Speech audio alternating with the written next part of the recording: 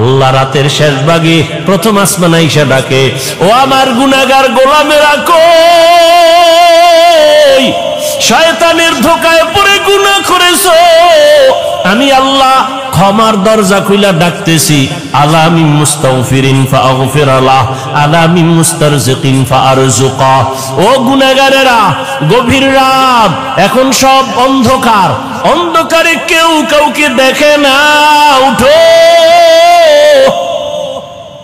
ও বান্দা, এখন গাছের পাখিরা পর্যন্ত ঘুমায়, ঘরের মানুষেরাও ঘুমায়, নদীর মাছগুলো ঘুমায়, দোকানগুলো বন্ধ, কোলাহল নাই, নীরবে তুমি একা একা একটু উঠো, ওইটা সুন্দর করে আস্তে করে ওযু বানাও।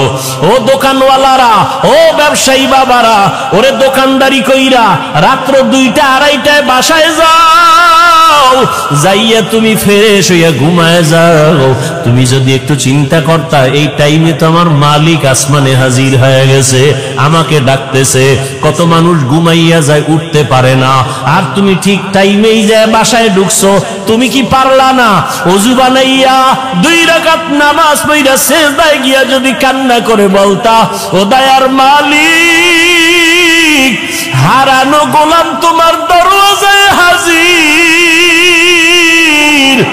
মেহেরবানি করে তুমি মাফ করে দাও।